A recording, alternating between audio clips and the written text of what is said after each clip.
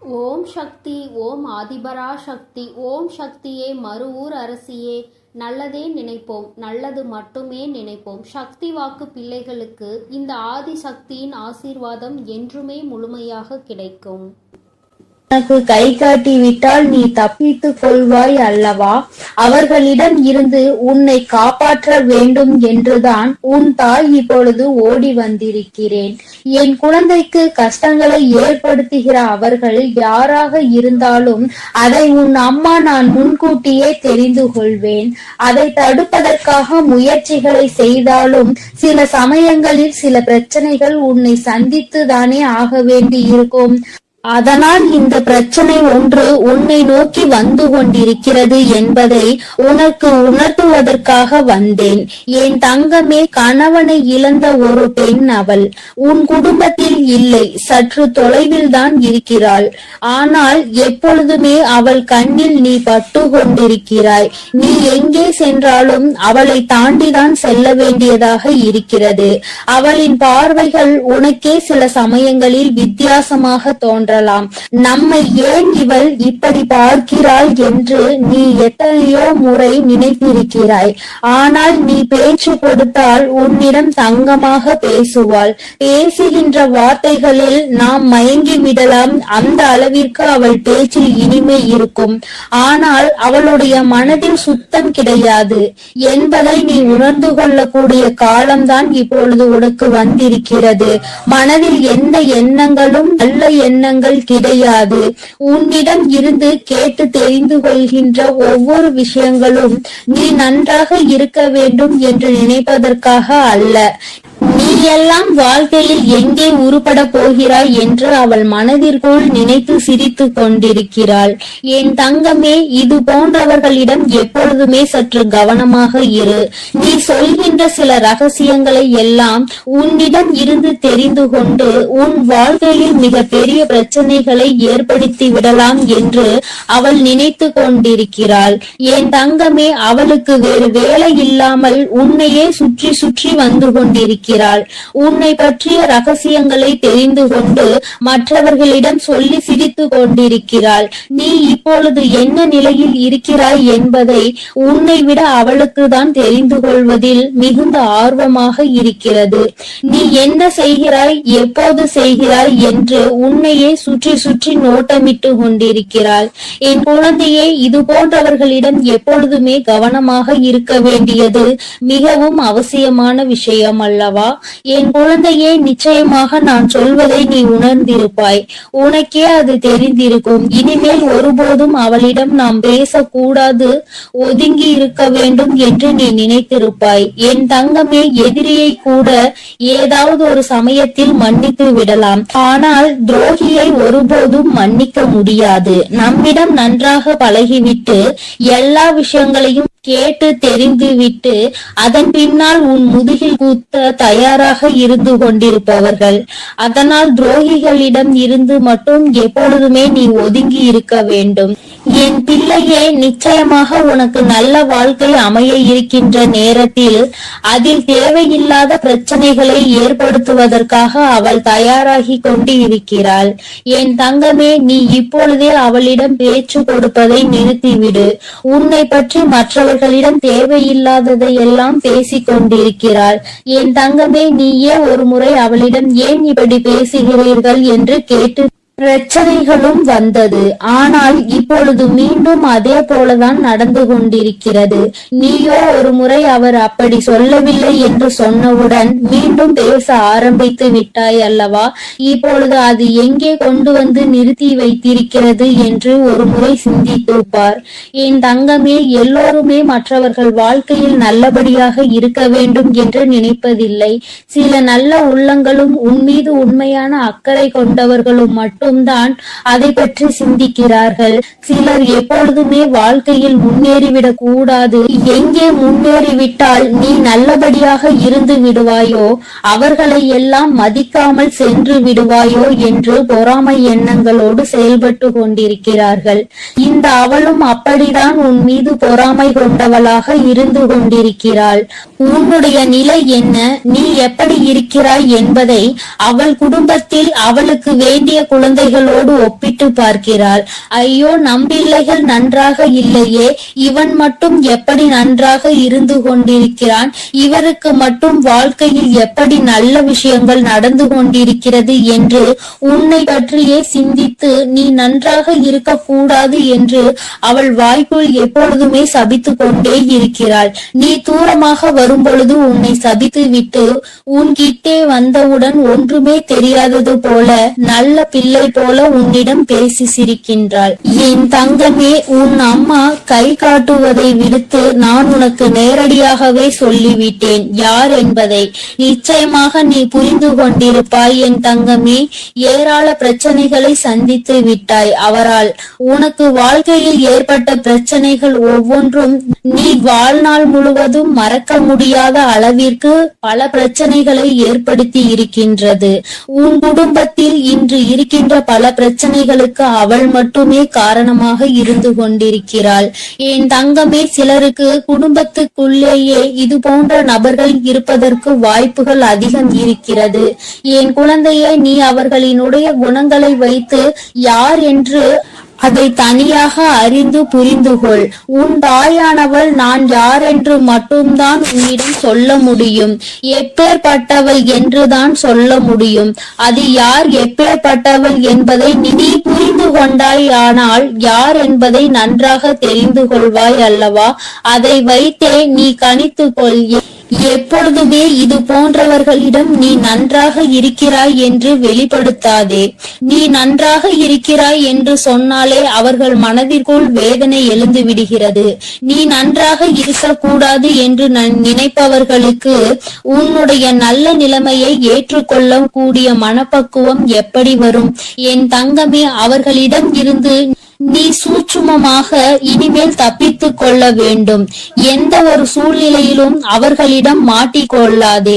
உன் வாழ்க்கையை கெடுப்பதற்காக சில வேலைகளை செய்ய தொடங்கி விட்டார்கள். என் குழந்தையே, அவர்கள் எப்படிப்பட்டவர்கள் என்பதை பற்றி உன்னை சார்ந்தவர்களிடம் எல்லாம் நன்றாக புரிய வைத்து எல்லாவற்றையும் தெளிவுபடுத்தி விடு. ஏனென்றால் எப்பொழுது வேண்டுமானாலும் உன் இல்லத்தில் பூகம்பம் வெடிக்க தயாராக இருக்கிறது. எப்பொழுது வேண்டுமானாலும் நீ அவரிடம் பேசிய விஷயங்களை இங்கே பகிர்ந்து கொள்வதற்கு தயாராக இருக்கின்றார் என்பதை நினைவில் வைத்துக்கொள். என் தங்கமே, உன்னிடம் ஒரு விஷயத்தை கேட்டு தெரிந்து கொண்டு அதை மற்றவரிடம் சொல்லி தேவையில்லாத சண்டைகளை மூட்டிவிட தயாராக நின்று கொண்டிருக்கிறார். அதனால் எப்பொழுதுமே உன்னுடைய ரகசியங்களை ரகசியமாகவே நீ பாதுகாத்து வைத்திருந்தால் போதும். யாரிடமும் நீ பகிர்ந்து கொள்ள வேண்டிய அவசியம் உனக்கு ஒருபோதும் ஏற்படாது.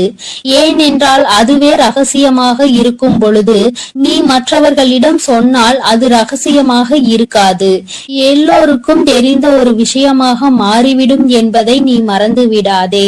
என் தங்கமே, இனிமேல் உன் வாழ்க்கையில் இது போன்ற நபர்களால் இதுபோல் மற்றவர்கள் வாழக்கூடாது என்று சூனிய புக்தி கொண்ட நபர்களால் உனக்கு வாழ்க்கையில் எதுவும் ஏற்படாது.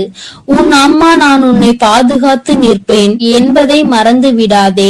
அவர்கள் என்னதான் செய்ய நினைத்தாலும் உன்னை ஒன்றும் செய்ய முடியாது. உனக்கு பாதுகாவலாக இருப்பவள் உன் தாயானவள் நானாக இருக்கும் பொழுது நிச்சயமாக அவர்களால் ஒன்றும் செய்துவிட முடியாது என்பதை நீ புரிந்து கொள்ள போகிறாய். என் குழந்தையின் வாழ்க்கையில் கஷ்டங்களை ஏற்படுத்த நினைத்த அவளை நான் விட்டு வைக்க மாட்டேன். தகுந்த பாடத்தினை நிச்சயமாக புகட்டி கொடுப்பேன் என்பதில் எந்த ஒரு மாற்று கருத்தும் கிடையாது. என் தங்கமே, எல்லோருக்கும் வாழ்க்கையில் இது போன்ற ஒரு நபர் இருந்து கொண்டுதான் இருக்கின்றார்.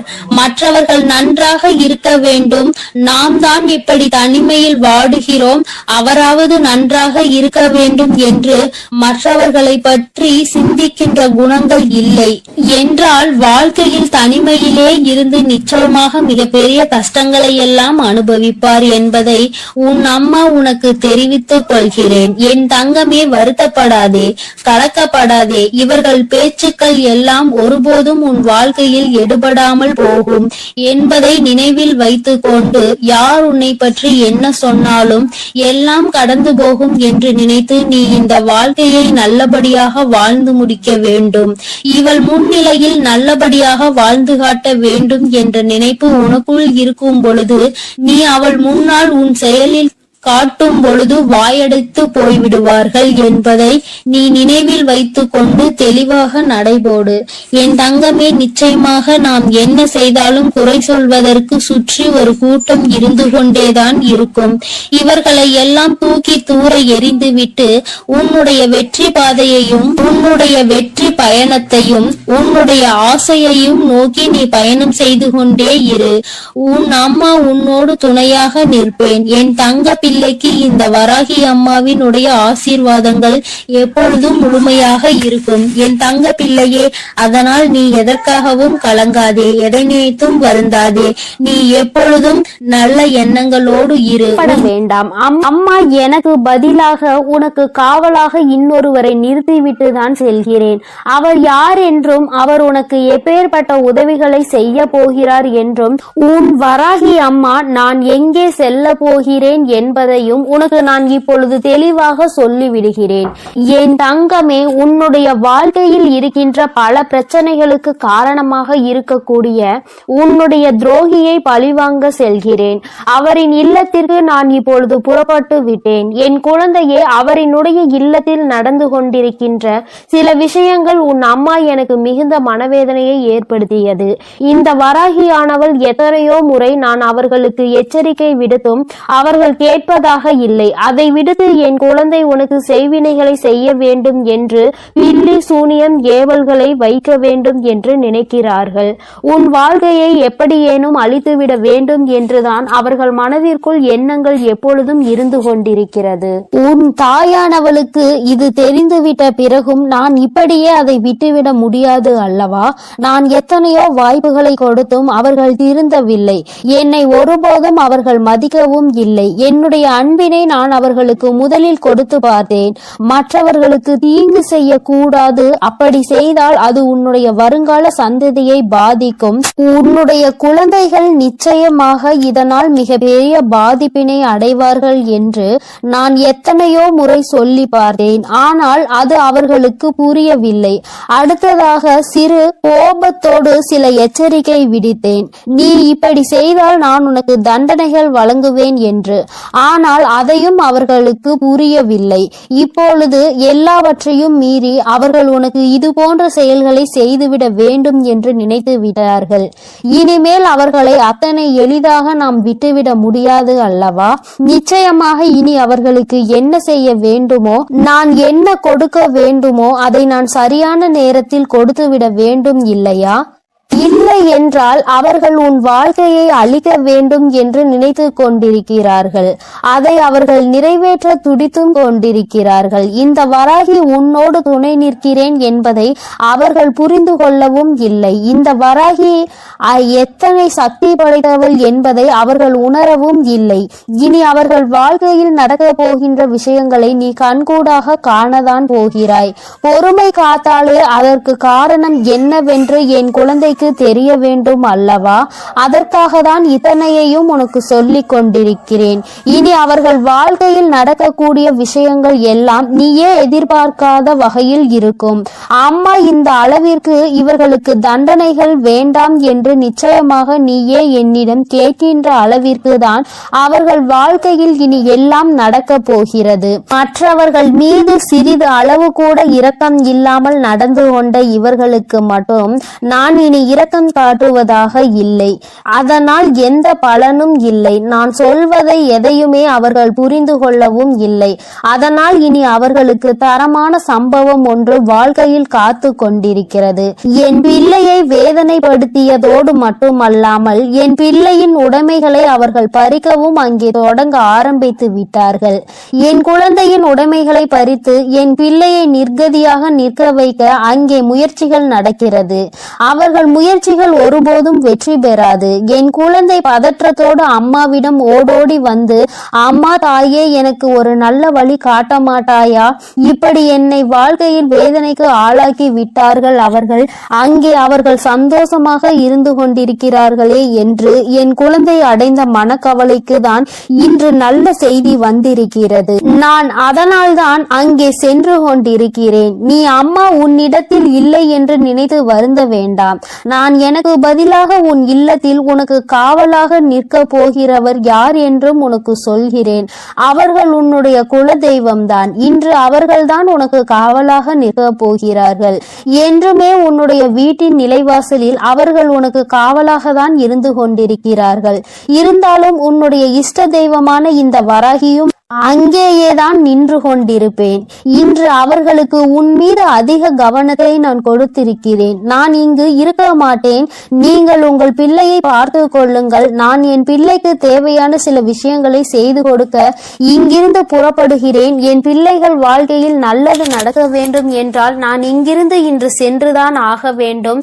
அவர்கள் வாழ்க்கையில் நல்ல வழியை நான் காட்ட வேண்டும். இல்லை என்றால் என் குழந்தைகள் மேலும் மேலும் வாழ்க்கையில் கஷ்டத்தை அனுபவிப்பார்கள். அதை செய்வதற்கு அந்த துரோகிகள் தயங்காமல் நின்று கொண்டிருக்கிறார்கள் என்று அவர்களிடம் சொல்லிவிட்டு நான் அங்கிருந்து புறப்பட்டு விட்டேன்.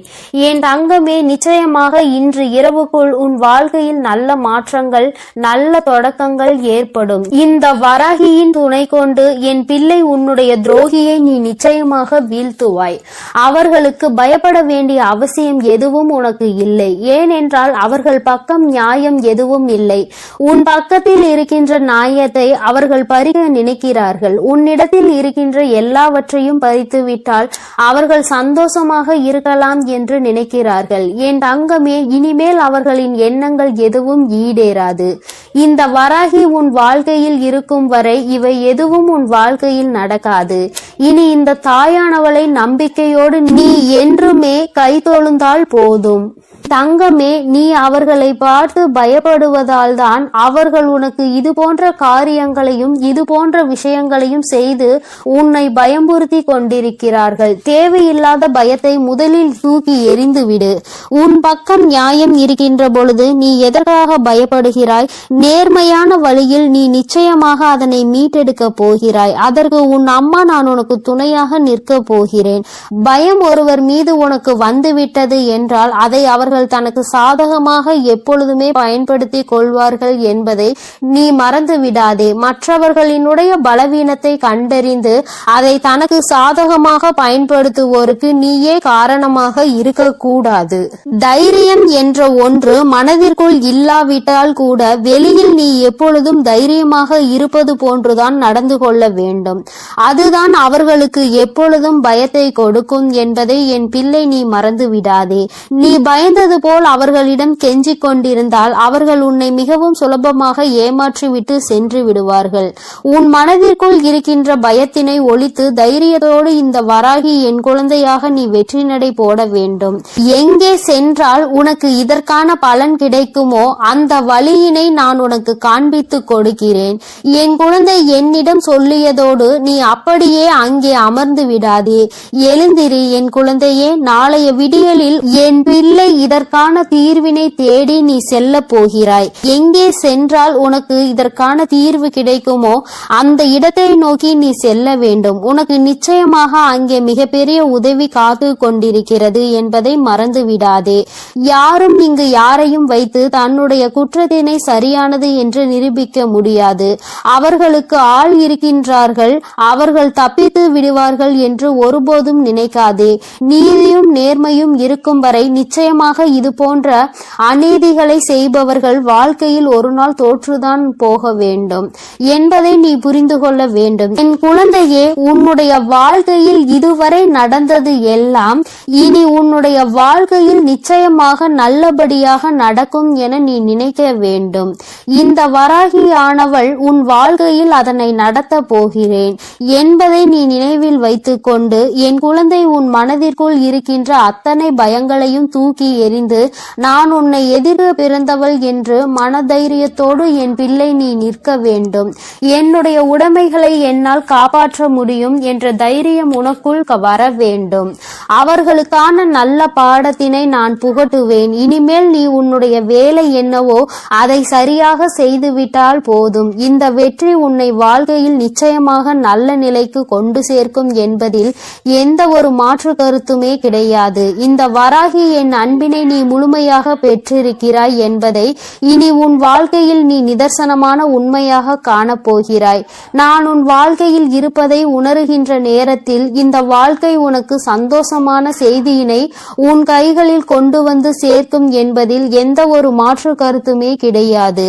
வராகியின் அன்பினை நிச்சயமாக நீ முழுமையாக ஏற்றுக்கொண்ட குழந்தையாகவும் உன்னுடைய அன்பினை முழுமையாக ஏற்றுக்கொண்ட இந்த தாயானவள் நான் வராகி என்பதையும் நீ உணர்கின்ற நேரம் வந்துவிட்டது. என்னுடைய குழந்தைக்கு என்னுடைய ஆசீர்வாதங்கள் எப்பொழுதுமே முழுமையாக இருக்கும் பொழுது யாருக்காகவும் நீ பயப்பட வேண்டிய அவசியம் இல்லை. என் செல்ல குழந்தைக்கு இந்த வராகி அம்மாவினுடைய ஆசீர்வாதங்கள் எப்பொழுதும் முழுமையாக இருக்கும். இனிமேல் அவர்கள் எண்ணங்கள் எதுவும் ஈடேறாது. இந்த வராகி உன் வாழ்க்கையில் இருக்கும் வரை என் செல்ல அங்க பிள்ளையே, இவ்வளவு நாள் உன் வாழ்க்கையில் ஆட்டி படைத்து கொண்டிருந்த ஒரு பிரச்சனை இன்று நான் முடிவுக்கு கொண்டு வந்து விட்டேன். அதை உன்னிடம் சொல்வதற்காக தான் உன் அன்னை இவ்வளவு நேரம் உனக்காக காத்து கொண்டிருக்கிறேன். இந்த பதிவை முழுமையாக கேள் என் தங்கமே. அது என்ன பிரச்சனை, அது எப்படிப்பட்ட பிரச்சனை, அதை நான் எப்படி முடிவுக்கு கொண்டு வந்திருக்கிறேன் என்பதை உன் அன்னை நான் சொல்கிறேன். அதே போல என் தங்க பிள்ளையே, இந்த பதிவினை நீ தனிமையில் கேட்க வேண்டும் என்று அன்னை சொல்வதற்கும் ஒரு காரணம் உண்டு. அந்த காரணம் என்ன தெரியுமா? எல்லா விஷயங்களையும் எல்லோர் முன்னாடியும் அத்தனை எளிதாக அந்த விஷயத்தை பற்றி சொல்ல முடியாது என்பதுதான்.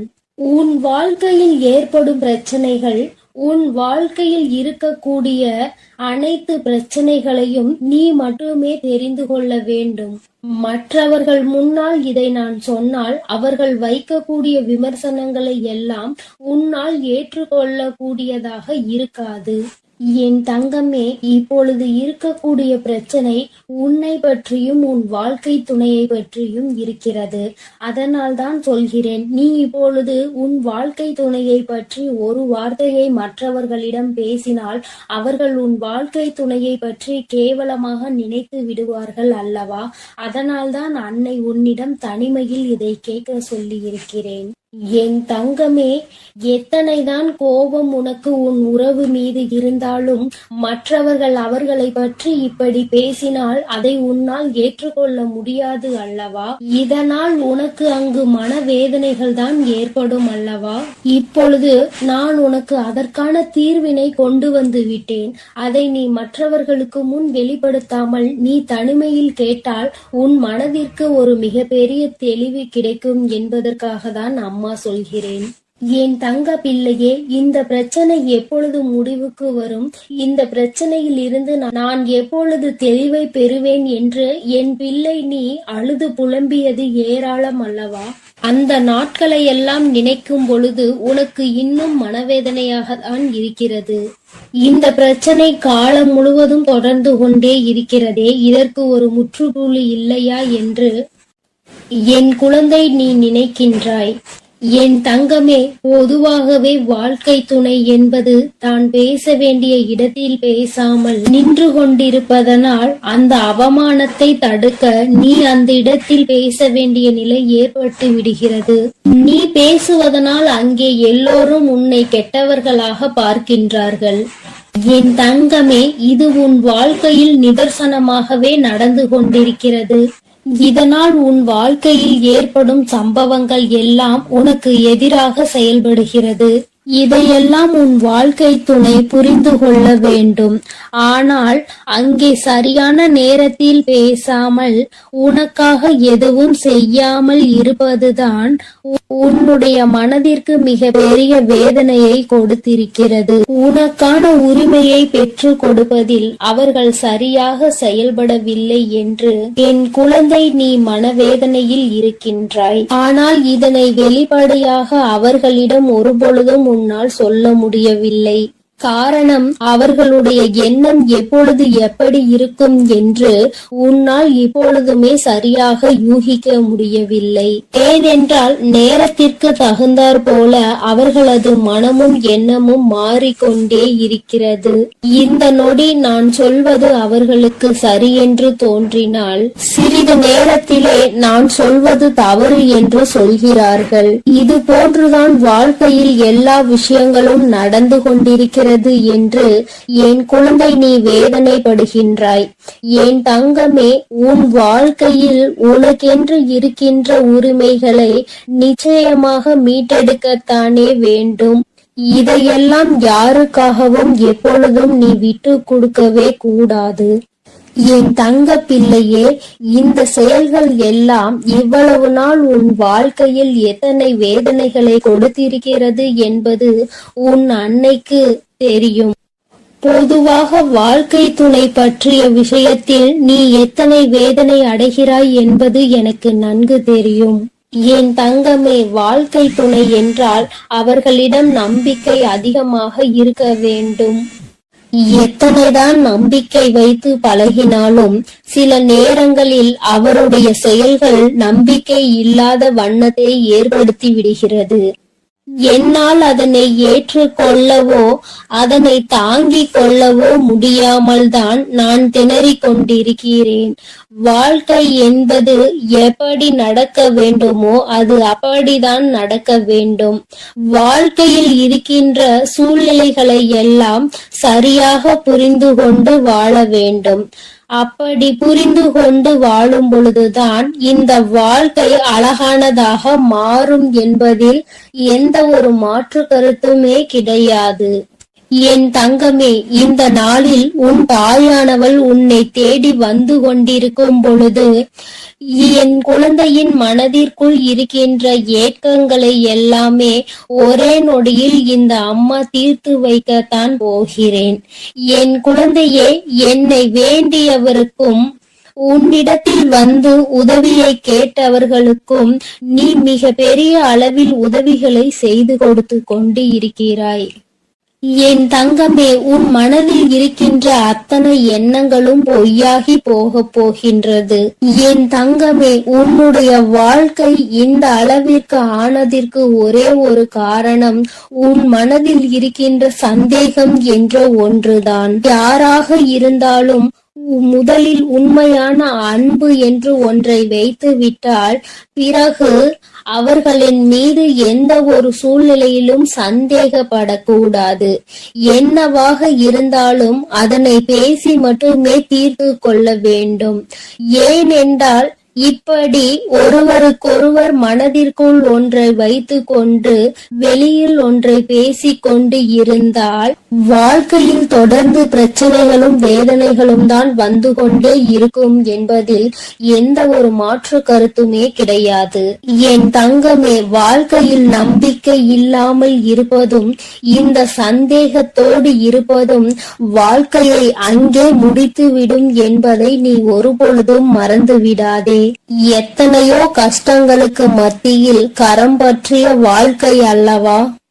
எத்தனையோ பேர் ஏசினாலும் பேசினாலும் சிலரின் வாழ்த்துக்களை கொண்டு அஸ்திவாரமாக போட்டு இந்த வாழ்க்கையை நீ வாழ ஆரம்பித்தாய் அல்லவா?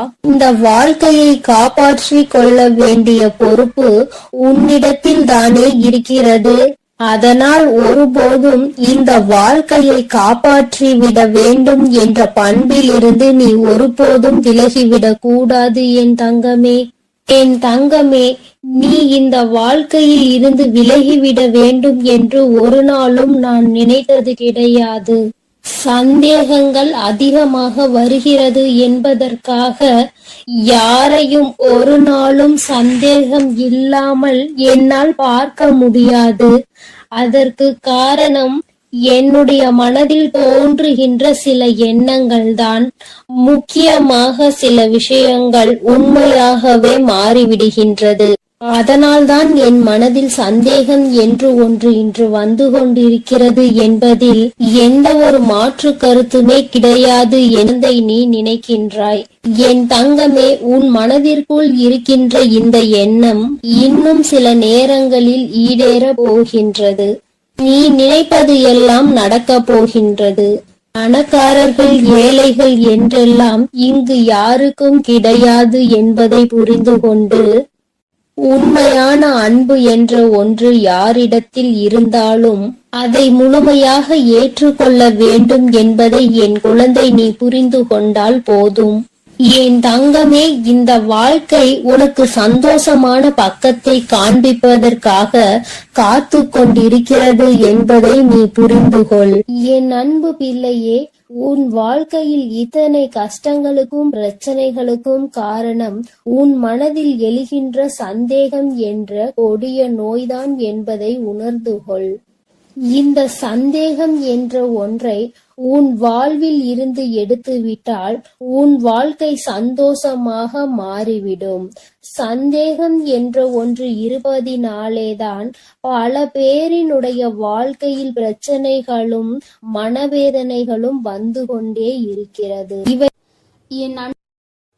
என் அன்பு பிள்ளைகளுக்கு இந்த வராகி அம்மாவின் ஆசீர்வாதமும் அருளும் முழுமையாக கிடைக்கட்டும். ஓம் அண்ட பேரண்டமே போற்றி. ஓம் ஆதிவரா. என் அன்பு குழந்தைக்கு இந்த ஆதிபராசக்தியின் அன்பும் ஆசீர்வாதமும் முழுவதுமாக கிடைக்கும். ஓம் சக்தி. ஓம் ஆதிபராசக்தி.